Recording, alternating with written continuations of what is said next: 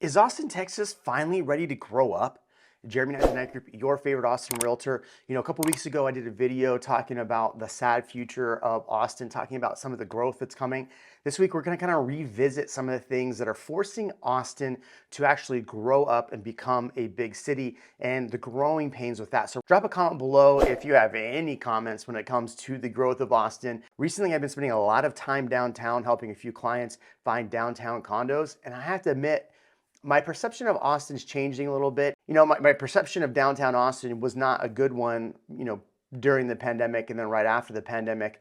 And it's kind of changing. I'm starting to really enjoy downtown a little bit more. So if you're going downtown, hanging out downtown, or live that downtown lifestyle in the Austin area, drop a comment below. I want to hear from you on that. Elon Musk announces that he is going to be moving his engineers to the Bay Area and not in Austin, where he currently has a headquarters. I want to hear about your opinions on that. In fact, we're going to save that for the end of the video. So this leads me into kind of the growth of Austin, the infrastructure of Austin, something I talk about all the time. Now look, there is a 8, 10, what is it going to end up being, $20 billion improvement coming for railroads and things like that in the Austin area. So that was Prop A, Prop B. I'm not going to rehash that. But something that is showing kind of the growing pains of Austin is this I-35 project. Now, the biggest problem with Austin over the years is that people have really pushed back against the growth of Austin. Now we have some new city council members, which we're going to talk about in a second, and a new mayor.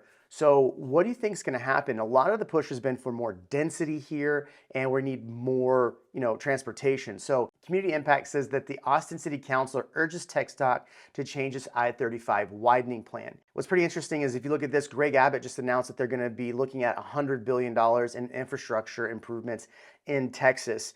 And that means that I-35, especially in downtown Austin, is going to have to grow. Now, what's interesting about the city, though, the city is kind of pushing back. They don't want this huge development downtown or huge expansion of I-35 downtown. Now, TxDOT has already come out and put in this expansion program for I-35, and it is going to go right through downtown. They have a north, central, and south. You're looking at $606 million for the north, $4.9 billion for the central, and that's because you have a sunken freeway halfway through, and then $548 million for the south section. And so all of this expansion is going on. And here's kind of a prime example. You have Rethink I-35 expansion is saying that it's going to actually increase congestion, death and serious injuries will rise, pollution and carbon emissions will increase, and $508 billion of public money will be wasted. You have the city of Austin pushing back. They're asking that the I-35 project have some conditions.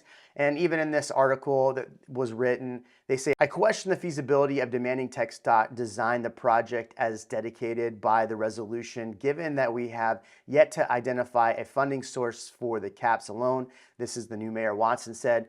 Watson wrote on a city council message board, adding that city is likely not able to generate the $800 million needed to cap the highway by TxDOT for 2024. Even during the meeting, Vela thanked public commentators for their input while also acknowledging the city's limited power to change TxDOT's plan. TxDOT has already awarded contracts and completed the design for the north and south of the project and the central portion, which has received most community criticism. Here's the interesting thing where I think most people in Austin don't understand. I-35 is a major corridor. And while it does go through central Texas and through central Austin, it is a heartbeat for Texas. So we have to have this grow. I mean, what are your thoughts? Do you think that this massive plan, adding, 20 lanes is what they want to do, plus a lot more overpasses? In fact, the city is asking to cover as much as the underground freeway as possible. So, and I think what they're wanting to do is just add more parks and things like that over the top of it. If you've seen Dallas, Dallas has a full freeway that has a park over the top of it, which is pretty neat. I actually enjoy it. So I'd love to see more projects like that. What are your thoughts on I-35? But we need to see more growth as far as transportation. So I definitely want to hear you on that. And this leads me to further growth in the issues that Austin's facing. And that is that the city council just met, the new city council just met to talk about growth and more density building. Now, Austin is facing this kind of conundrum. It's getting more expensive to build single family homes. The costs for labor have gone up. The costs for a lot of things have gone up.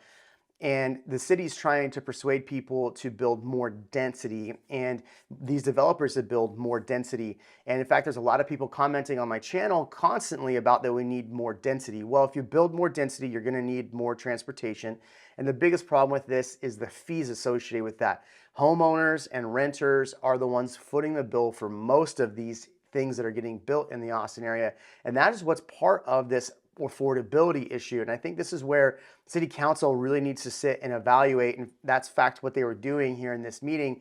But they were sitting down talking about the fact that for developers, it makes more sense to buy a lot on the east side, and on that lot on the east side, develop one big home versus doing an A-B unit. You know, what they're saying is it costs $80,000 extra for somebody to spend a year of time to build an A-B unit versus just building a big home. And this is something that I criticized the city on not too long ago when they announced that they were going to increase the cost for parkland fees. Now, this was not too long ago that this came out, but what they were wanting to do is increase more fees for parkland. So as a developer, if you're developing a neighborhood, now there's an additional fee, an additional 10% that was just passed. I mean, and the fee that's required, if you're looking at this, for single family homes for a developer, they'll pay $6,000 per unit. For multifamily structures and densities, they're paying $3,700 per unit or $4,900 per unit, and hotels need to pay $1,600 per room. So what they're saying is last year the city collected $14.3 million in developer fees for parkland. Now, if you've lived in Austin, one of the beautiful things about Austin is its parkland. And look, one of the things I love most about Austin is the ability to be outside and enjoy the outdoors. I mean, heck, I hang out most days downtown or near Cosmic Coffee, and I love Cosmic Coffee because it's outdoor. It literally embodies what Austin is. So it's getting more expensive for these developers to continue to develop, even if they're building multifamily, which the other day I had Bloomberg reach out to me for comment regarding the amount of multifamilies that we're building. And so really Austin is ahead of a lot of other cities right now as far as building more multifamily units than any other place. But you are going to have to, as a developer, figure out what's going to be beneficial for you. Are you having to give more money back to the city for development costs? And even in this, I really liked that some of the comment from Vela, who is one of the city council members, was basically saying that these costs, these development costs, just get passed on to the tenant or the homeowner, whoever is procuring that property. And I found that really interesting because finally somebody at city council realizes that the effects of increasing all these costs does get passed down to the consumer. And one thing that I saw in this was from Leslie Poole. I thought it was pretty interesting. She said that she disagreed that the fact that these costs get handed down to the consumer and then just added more costs to the consumer. She said that there's no evidence housing prices are linked to construction fees.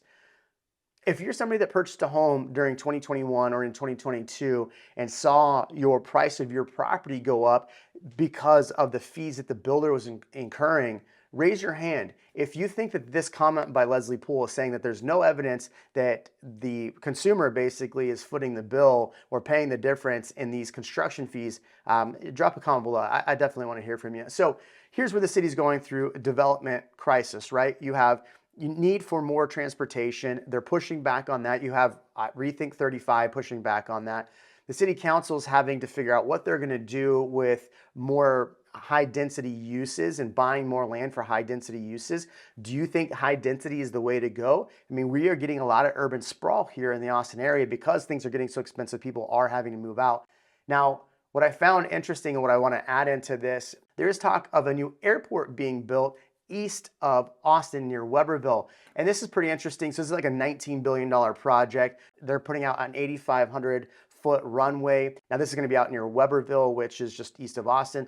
But they're talking about all of this development being mixed-use campuses. It's going to be a technology park surrounded by a private airport.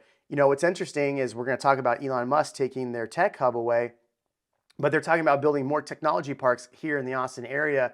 And I found this in the article, and I thought this was really interesting. Something that wasn't talked about more is the fact that they said that even on the other side of that, there's more acres procured. A resort city has been proposed with multiple hotels, an indoor ski resort, and more. An online brochure declares it as a mix of Las Vegas, Disney World, and Venice, Italy. I thought this was pretty cool. So what you're seeing is all these major developments coming around the Austin area. Now, There's no projected timeline for this airport. In fact, I don't think that this airport's really on the ready yet, so I don't think it's coming out. But what would you think about another private airport coming out east of Austin with its own like private technology park, private airport? What would you think about that? And also, what would you think about like a cool resort city in Weberville? If you live in Weberville, what do you think about that? And that leads me to my last point, and that's the Elon Musk thing. Okay, Elon Musk has been developing everything under the sun here in the Austin. You got Boring Company, SpaceX, Tesla, obviously. They're growing, they're expanding, they're opening, adding on to the Gigafactory right now. Yet they take their engineer hub back to California. I want to hear your thoughts on this. And I asked on my community page, and these right here are some of the responses that I got. But a lot of people said, you know, either it wasn't that big of a deal or the fact that engineers aren't wanting to come to Austin. And I think it's a multiple of things. And here's my opinion. You tell me if I'm wrong because you're good at telling me in the comments. I think it is hard to get good engineers here in the Austin area. The engineer pool is better in the Bay Area. So for Elon, it definitely makes sense moving that there. But what does that actually mean for the Austin area? Does that mean that Austin doesn't have the talent pool that it deserves or that it should have?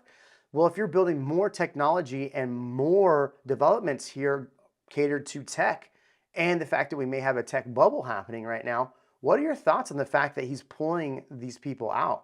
Is that a bad sign for Austin? I don't think it's necessarily a bad sign for Austin, but I do think it shows that Austin does have its limitations. Look, it is kind of expensive if you're gonna try to buy a home right now, especially right now with interest rates at 7%. A lot of people aren't happy with the prices in here. I'm showing downtown condos for people around $2 million, and they're like, you know what?